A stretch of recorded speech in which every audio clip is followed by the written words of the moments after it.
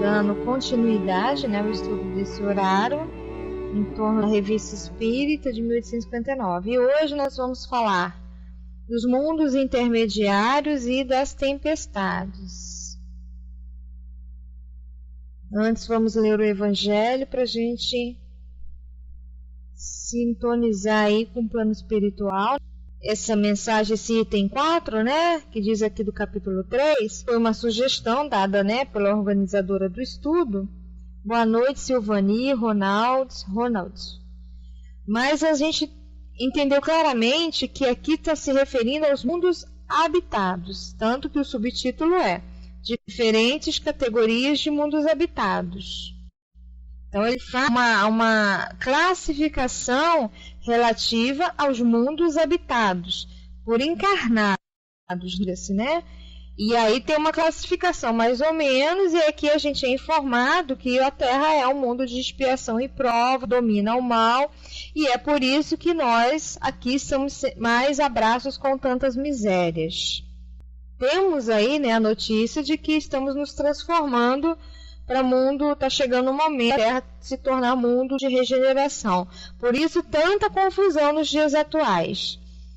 Por conta, né, igual fazer obra em casa, né, uma confusão danada, mas aí o resultado é muito mais bonito, novinho, arrumadinho, né? Mas essa transformação se dá às custas de muita confusão. Porém, o estudo que nós temos hoje, da Revista Espírita, fala dos mundos intermediários, mas está falando dos mundos não habitados, né, por encarnados, mas pelos desencarnados. Que está lá na revista de 1859, no mês de maio. Mundos intermediários ou transitórios, né? Então, daí a gente já pode compreender uma coisa, né? Fazer uma perguntinha. Que são esses mundos transitórios e a que eles se destinam? É o que a gente vai aprender aqui hoje. Alguém se arriscaria a me responder que são esses mundos transitórios e para que ele vai ler? Essa mesma lição, isso que a gente vai ler aqui na Revista Espírita, também está lá no Livro dos Espíritos. Está lá na segunda parte, no capítulo 6, quando ele fala propriamente dos mundos transitórios. Então vamos começar a ler.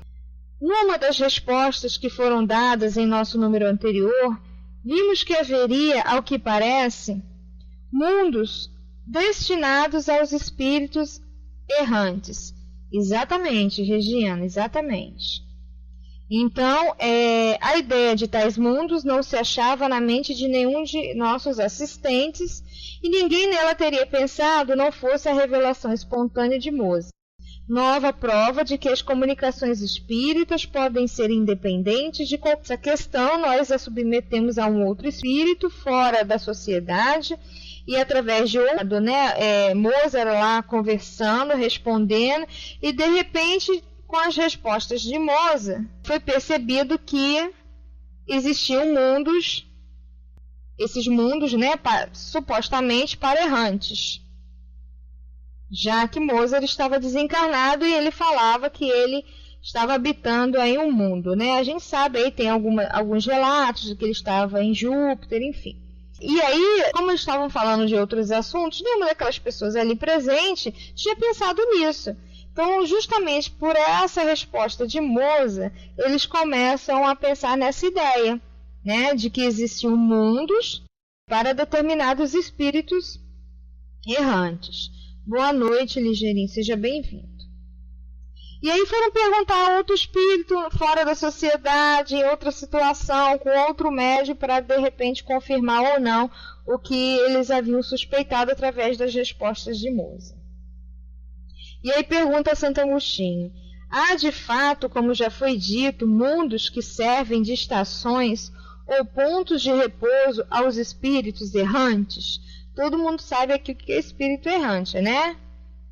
É espírito que está desencarnado, lá na erraticidade, entre uma encarnação e outra. Todos os espíritos são errantes? Aqueles que ainda têm que reencarnar, sim. Os que já estão purificados, que não precisam reencarnar por necessidade, só por missão, não são espíritos errantes. Estão na espiritualidade, porém não são errantes. Então, a definição de errantes, como está no Livro dos Espíritos, é aqueles que ainda necessitam reencarnar. É o período entre uma encarnação e outra. E aí foi perguntado se existem esses locais. Resposta de Santo Agostinho: sim, mas eles são gradativos, isto é, entre os outros mundos ocupam posições intermediárias de acordo com a natureza dos espíritos. Não é uma definição concreta, né? Eu tenho um mundo que é só para todos os espíritos errantes, intermediários para várias categorias de espíritos errantes. Se pergunta: os espíritos que habitam esses mundos podem deixá-los livremente? Podem. É claro que podem, né? O espírito desencarnado, livre da matéria, ele vai aonde o pensamento dele quer ir. Aí há aquela questão, mas a gente tem relato de espíritos que não conseguem sair de determinada região, que estão presos, que isso, que aquilo. Por quê? Porque estão dominados pelo mal, porque ainda têm o pensamento do mal, porque estão muito materializados ainda, muito ligados à matéria, e aí eles acabam se sentindo e permanecendo restritos em determinadas regiões. Mas isso por escolha deles, mesmo que sem o conhecimento claro. Então, no geral, o espírito vai evolutivo com o seu pensamento. Eles podem sair dele no momento que eles quiserem. Se encontram, a resposta que o espírito dá, né? Os espíritos que se encontram nesses mundos podem deixá-los a fim de irem para onde devam ir. Figurai-os como bandos de aves que pousam numa ilha para ir aguardarem que se lhes refaçam as forças a fim de seguirem seu destino. Enquanto permanece nesses mundos transitórios, esses espíritos progridem? Com certeza. Né? A gente não há nenhum momento em que a gente fica sem algum aprendizado, seja encarnado ou desencarnado. Né? Mas a gente entende aqui no estudo, pela orientação dos espíritos, que a gente realmente progride através do estudo, do trabalho, porém no corpo físico que a gente coloca em prática todo esse ensinamento. Né? É como eu estou fazendo uma faculdade de engenharia, mas aí quando eu me formo, que eu vou fazer a prática e vou colocar em ação aquilo que eu estudei na faculdade. Né? Então, certamente, esses espíritos progridem nesses mundos. Os que vão a tais mundos o fazem com o objetivo de se instruir e de poderem mais facilmente obter permissão para passar a outros lugares melhores e chegar à perfeição que os eleitos atingem. Pela sua natureza especial, os mundos transitórios conservam-se perpetuamente destinados a espíritos errantes. Então Deus criou esses mundos somente para os espíritos errantes? Não. São planetas, são mundos que estão no seu estágio evolutivo e que para isso se destina a esses espíritos. Né? Eles vão dizer aqui para a gente que a própria Terra já teve esse estágio durante a sua formação, criação. Né? Que esses planetas, que nada, obviamente, Deus não cria nada para ficar inútil, perdido. Tudo que Deus cria, planeta não tem condições de absorver os espíritos encarnados ou os espíritos errantes, que tem essa pausa, entre aspas, para se instruírem, né? Esse é o objetivo, e aí buscar alçar voos maiores, né? Então, a condição desses planetas é meramente temporária. E esses mundos são habitados por seres corpóreos? Não, não são habitados por seres corpóreos. Essa é a resposta de Santo Agostinho. Tem uma constituição semelhante à dos outros planetas? Sim, mas é estéril à superfície desses planetas. E por que essa esterilidade? porque os que habitam de nada precisam. Esses espíritos desencarnados, errantes, que ali se encontram, não precisam de nada que esteja na superfície desses planetas. Então é um momento da formação do planeta que é utilizado para a permanência desses espíritos. E é permanente essa esterilidade e decorre da natureza especial que apresentam? Não, eles são estéreis transitoriamente.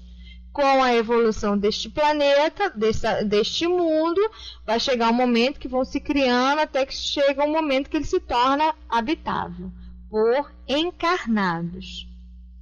Os mundos dessa categoria carecem então de belezas naturais? Isso é uma visão restrita, dos nossos olhos físicos. Essa pergunta decorre disso, E a resposta é: a natureza reflete as belezas da imensidade, que não são menos admiráveis do que aquilo a que dais o nome de belezas naturais. Há desses mundos em nosso sistema planetário? Não. Então, assim, a gente percebe aqui que no nosso sistema que a gente conhece, segundo Santo Agostinho, não há desses mundos. E aí vem uma explicação logo abaixo, de Kardec, sobre essas respostas do Espírito Santo Agostinho, que é o que vem fechar a questão dos mundos transitórios, Mais uma vez, esta comunicação confirma a grande verdade. Nada é inútil em a natureza. Tudo tem um fim, uma destinação. Então, quando a gente olha lá para o céu, vê aquela montoeira de pintinha branca brilhando, ou não, cada um tem um motivo, não é só para embelezar o céu para os nossos olhos, Não é só para aquele momento romântico com o namorado ou com a namorada. Tudo que há na criação, tudo que foi criado por Deus, tem uma finalidade. Nós estamos ainda muito longe desse entendimento. Porém, tudo tem uma finalidade. Às vezes alguém pode dizer: mas é muito fácil você aceitar tudo sem questionar. Mas a beleza, a harmonia de tudo é responsável por isso tudo. A harmonia do sistema realmente reflete a ação de algo inteligente. Então daí a gente já sabe que não temos ainda o entendimento do que seja, mas podemos entender que se a consequência é inteligente, a causa também é. Em lugar algum há o vazio. Tudo é habitado, a vida é em toda parte. Assim, durante a dilatada sucessão dos séculos, que passaram antes do aparecimento do homem na Terra, durante os lentos períodos de transição que as camadas geológicas atestam, antes mesmo da formação dos primeiros seres orgânicos, naquela massa informe, naquele árido caos, onde os elementos se achavam em confusão, não havia ausência de vida. Gente, isso de uma beleza, a gente tem um sentimento da grandeza de Deus e do controle que há do universo, que nos traz assim uma esperança íntima. Seres isentos das nossas necessidades, das nossas sensações físicas, lá encontravam refúgio. Quis Deus que, mesmo assim, ainda imperfeita, a Terra servisse para alguma coisa. Quem ousaria afirmar que entre os milhares de mundos que giram na imensidade, um só, um dos menores, perdido no seio da multidão infinita deles, goza do privilégio exclusivo de ser povoado? Quem? Qual então a utilidade dos demais? Tê-los-ia Deus feito unicamente para nos recrearem à vista?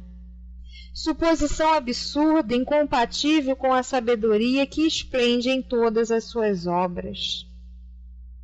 Ninguém contestará que nesta ideia da existência de mundos ainda impróprios para a vida material, e não obstante já povoados de seres vivos apropriados a tal meio, há qualquer coisa de grande e sublime. em que talvez se encontre a solução de mais de um problema. Boa noite, Eurídice, seja bem-vindo. Então, gente, fica claro aí a questão dos mundos intermediários ou transitórios, né?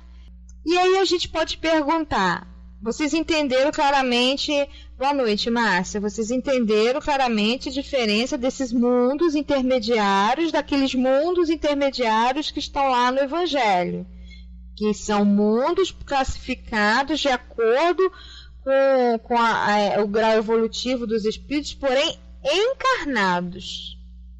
Aqui a gente está falando dos mundos transitórios, intermediários, que são mundos habitados por espíritos desencarnados, por espíritos errantes, onde não há espírito encarnado.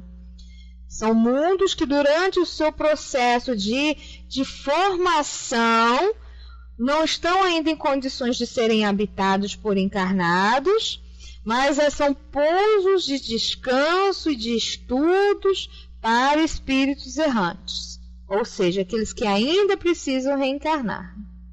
Então ficou bem claro isso, né? E aí, alguém tem alguma dúvida? Vocês estão tão quietinhos hoje? Ou eu posso continuar? Está todo mundo entendendo tudo ou não está ninguém ouvindo nada, prestando atenção em nada? Podemos seguir? Posso passar para a próxima pergunta? Acho que não tem ninguém ouvindo. Então, a primeira pergunta era o que eram esses mundos transitórios, para que eles serviam, a diferença deles para os mundos intermediários que está lá no Evangelho. E aí a gente pergunta, podemos... Só a Regina que está prestando atenção. E aí a gente pergunta, esses mundos transitórios, intermediários, são os mesmos que colônias espirituais? Que a gente tanto ouve? Nosso lar... tem uma porção aí que eu não sei o nome de cabeça, mas que a gente está lendo aí os livros e vão citando. São os mesmos mundos?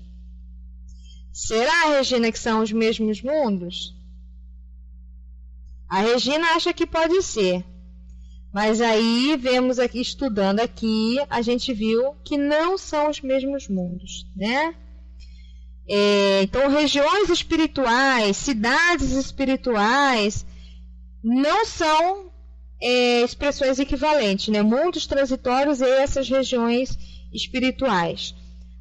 A crosta da Terra ela é rodeada de regiões e de esferas espirituais, né? Que são aquelas que a gente lê aí nas cidades. A gente sabe que em torno da Terra existem várias cidades espirituais, né? Tem um livro aí, A Cidade no Além, que é onde vem a foto até do nosso lar, em que a autora, a Igorina Cunha, ela até desmembra, né, o umbral em várias categorias de acordo com a condição de cada espírito, porém, e que ali existem várias cidades, né?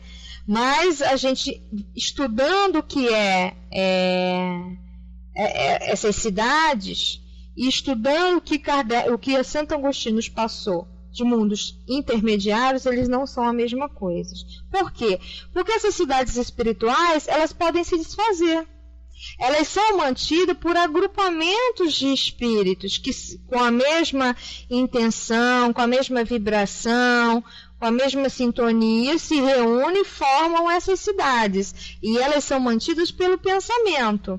Como a gente viu, como a gente sabe lá, eu vou falar o nosso lar, que é o mais comum, né? Que são mantidos por pensamentos de alguns espíritos. Então, regiões espirituais e mundos transitórios não são a mesma coisa. Os mundos transitórios são os planetas que estão sendo criados e que no seu processo de criação há um estágio que permite a habitação desses espíritos, né? Então, os mundos transitórios fazem parte dos corpos celestes, espalhados pelo universo, podendo ser um planeta, um satélite ou algo similar. As regiões espirituais, que também são denominadas de zonas, colônias, esferas espirituais, elas correspondem a coletividades desencarnadas existentes nos planos dos espíritos e vinculados a esse ou aquele planeta, né? Então, compreenderam bem a diferença, né? Exatamente, Regina. Então, a gente vê que são coisas distintas. Um é planeta, corpo, satélite, alguma coisa que está sendo criada. E as cidades espirituais, as colônias espirituais, são agrupamentos de espíritos e que envolve um determinado planeta. De acordo com a condição daquele planeta, vai ser a condição dessas cidades, né? Então, ficou bem claro aí a diferença. Pode seguir? Alguma dúvida? Acho que eu posso seguir, né? Gente, o pessoal hoje deve estar todo mundo fazendo jantar. Todo mundo deixou o computador aqui ligado para a próxima palestra do Leon Denis. Porque é só a Regina que está participando. Ninguém quer participar. Até a Sandra, que participa tanto, me achará. Hoje não quer. Ah, tá chorando, Sandrinha. Então vamos lá. Então ficou claro isso aí, né? A questão está ocupada, né? Compreendo, claro. Lídia está ouvindo. Então ficou claro que mundo. Então aqui a gente tem que fixar bem isso, tá? Mundo intermediário não é a mesma coisa do mundo transitório, não é a mesma coisa lá do intermediário dos encarnados. É um mundo onde não é habitado por encarnados e também não são cidades espirituais. Essas são agrupamentos de espíritos em torno de um planeta. O mundo intermediário é um mundo próprio, um planeta em si, um satélite, algo celeste, enfim, alguma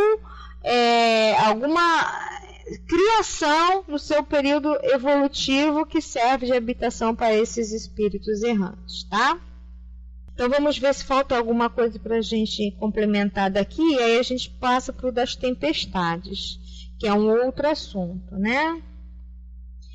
Então, resumindo, mundos transitórios são mundos destinados a seres errantes, serve de uma habitação temporária, onde esses espíritos descansam de uma longa erraticidade. São posições intermediárias graduadas de acordo com a natureza desses espíritos.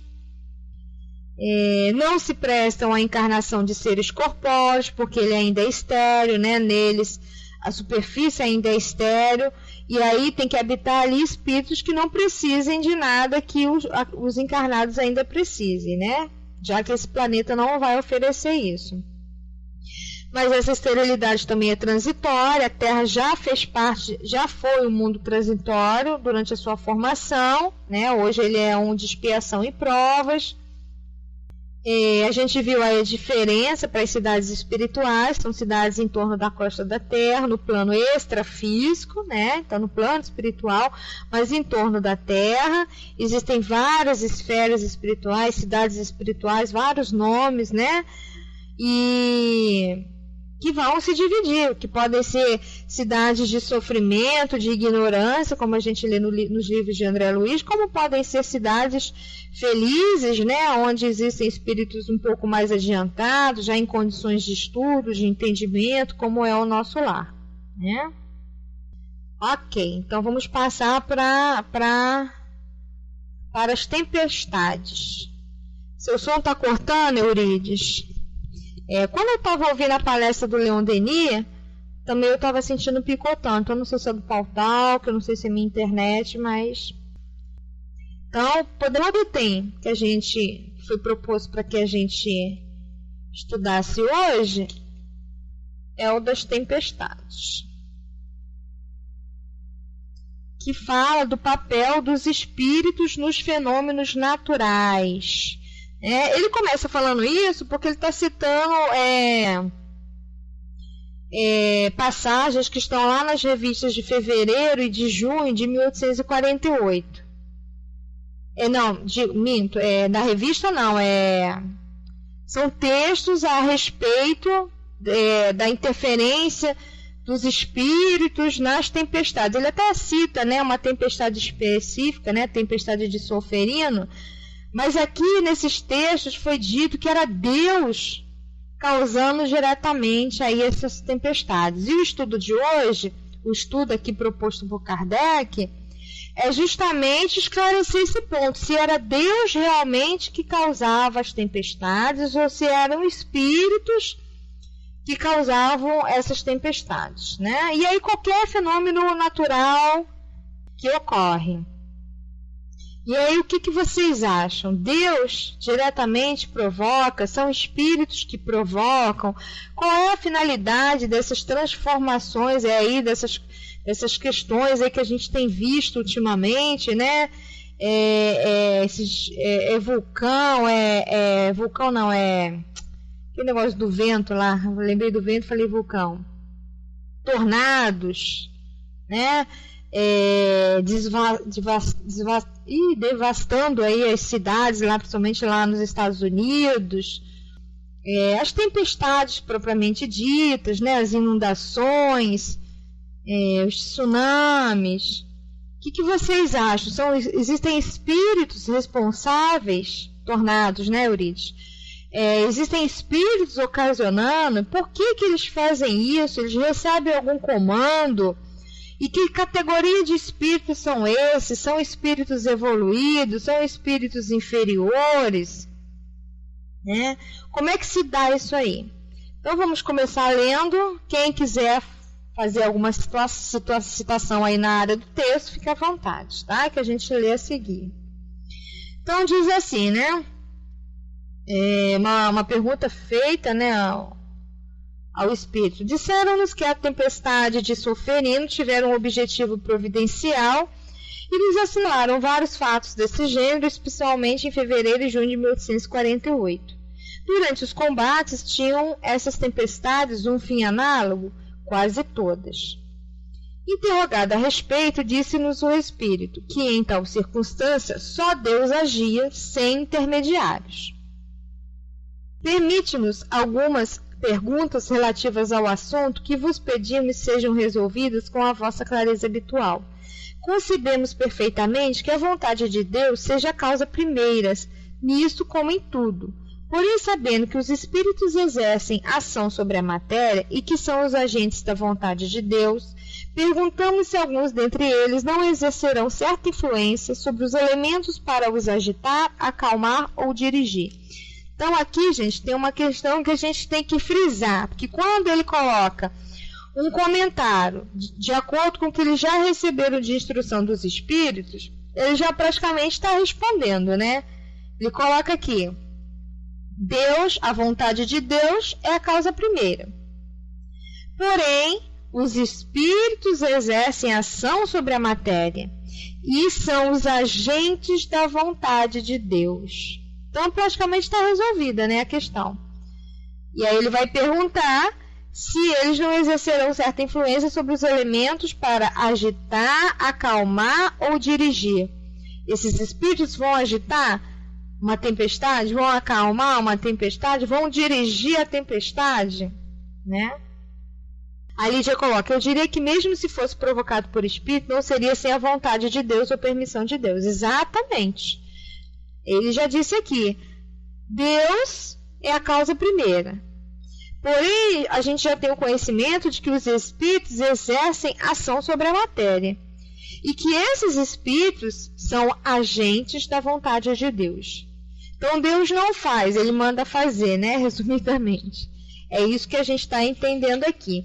E a resposta do espírito é o óbvio, né? Mas, evidentemente, nem poderia ser de outro modo. Deus não exerce ação direta sobre a matéria. Ele encontra agentes dedicados em todos os graus de escala dos mundos. O espírito evocado assim se expressou por ter um conhecimento menos perfeito dessas leis, assim como das leis da guerra. Né?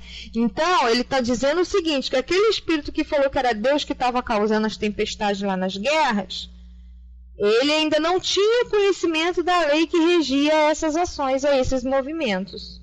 Por isso ele respondeu aquilo, mas que não é, que são os espíritos, instrumentos de Deus, que agem de acordo com a vontade de Deus. Aí vem aqui, deixa eu só botar aqui na página das tempestades, que esse assunto também é tratado lá no Livro dos Espíritos. Eu vou tentar pincelar algumas coisas dentro do tempo que a gente ainda tem, que está lá no Livro dos Espíritos, tá? Para a gente complementar o estudo. Então é dito aqui lá na questão 536 em diante, os grandes fenômenos da natureza, né, aqueles que são considerados como perturbação dos elementos, são devidos a um objetivo providencial, uma decisão divina. Tudo tem a sua razão de ser e nada acontece sem a permissão de Deus, como a Lídia colocou aí, né? E esses fenômenos sempre têm o homem por objetivo? É para atingir o homem? Nem sempre. Prestem atenção na resposta dos espíritos, nem sempre, né? Algumas vezes tem para o homem uma razão de ser direta, né? Vamos pegar assim uma morte coletiva, né? Algum planejamento direto. Outras vezes para estimular a ação caridosa, a benevolência, né? Porque nessas catástrofes que a gente vê outras pessoas que não foram atingidas, principalmente, se mobilizando para ajudar. Mas muitas vezes só tem por objetivo o restabelecimento do equilíbrio e da harmonia das forças físicas da natureza, daquele planeta, daquela região, né? Das camadas geológicas, enfim. Às vezes só tem esse objetivo, equilibrar e harmonizar. Para a gente é uma coisa muito gritante, né? Porque a gente vê ali perdas, sofrimentos, mas quando a gente vai analisar, é tudo envolvendo a matéria e envolvendo a questão da gente ainda ter aquele amor posse, da gente ainda não ter a certeza absoluta no nosso íntimo do controle de Deus em tudo e da sobrevivência da alma, que é o mais importante, né? Então, quando a gente olha uma calamidade dessa, que tantos desencarnam, a gente vê ainda como grande sofrimento. Quando a gente sabe, como os Espíritos nos passam no Livro dos Espíritos, que na verdade ou no próprio Evangelho, né? Quando ele fala da morte do bom, que é uma libertação, né? Que é uma transformação, que é um momento. Mas a gente ainda está muito ligado aí à matéria, a gente não consegue compreender desta forma, né? E aí, continuando aqui no Livro dos Espíritos, ele vem falando o que está aqui na revista. Os espíritos têm ação direta sobre a matéria, mas são agentes da vontade de Deus, né? Deus não exerce essa ação direta sobre a matéria. Eles vêm falando aí da época da mitologia, né, dos antigos, que eles colocavam esses movimentos da natureza aí também, eles atribuíam aos deuses, aos espíritos, só que eles classificavam esses espíritos como deuses, né? Bruno, boa noite, Lília, boa noite, sejam bem-vindos. E aí ele é perguntado ao espírito se isso é verdade, né? E ele coloca que ainda está muito aquém da verdade. Coloca sim que são por espíritos, mas ainda longe desse entendimento que eles tinham na época, né? E é perguntado também se aqueles espíritos que estão lá dentro, provocando os fenômenos geológicos, eles ficam no interior da Terra. E os espíritos respondem que não. Esses espíritos não habitam a Terra, mas presidem e dirigem, segundo as suas atribuições. Então, até mesmo nessa movimentação interna do globo, da Terra, eles não estão ali dentro, como se supunha, mas eles estão presidindo, dirigindo, de acordo com as suas atribuições, o planeta Terra, né? E aqui ele dá uma pausa, porque ele dá a entender que a gente não tem ainda conhecimento suficiente para entender o que está acontecendo. Boa noite, Lília. Né? E que um dia a gente vai ter melhor compreensão desses fenômenos. E aí é perguntado, esses espíritos que presidem os fenômenos da natureza formam uma categoria especial no mundo espiritual? São seres à parte ou espíritos que foram encarnados como nós? E a resposta é curta, né? Que o serão ou que foram. Então são espíritos, né, com a sua função, que já puderam estar encarnados ou que serão ou que encarnarão no futuro. São espíritos, mas com essas atribuições. Mas esses espíritos, eles pertencem às ordens superiores ou inferiores da hierarquia espiritual? Aí a resposta depende do seu papel ser mais ou menos material.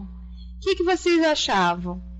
O espírito que produz isso deve ser inferior? Deve ser... Pô, mas ele para conseguir ter esse manejo, ele tem que ser superior. Ao mesmo tempo, para mexer com questão mais material, ele tem que ser inferior? Então, a resposta é clara, objetiva. Tem de todas as categorias. Vai depender do que eles estão executando, do papel que eles têm, se vai ser mais material ou se é menos material nessa situação, né? Ou se é inteligente. Uns comandam, os outros executam. Os que executam as coisas materiais, eles são sempre de ordem inferior. Então, aqueles que são de ordem superior, eles vão comandar. Há necessidade disso. Então, vocês vão executar porque vocês estão nessa condição ainda. Estão mais ligados à matéria, tem mais essa condição. Oi, Rosângela, boa noite, seja bem-vinda. Né? Então, os que executam as coisas materiais são sempre de uma ordem inferior, tanto entre os espíritos como entre os homens, né? A gente vê aqui que quem mais está executando questão material está numa categoria não inferioridade moral, mas de inteligência e de conhecimento, né? Aquele que estudou, que tem mais conhecimento, ele faz o projeto e dá o comando. E aquele que tem menos, ele vai executar, porque já vem pronto para manter. Então, isso é fácil de se entender, né? E aí, nessa produção desses fenômenos, das tempestades, por exemplo, né? É o único espírito que vai agir?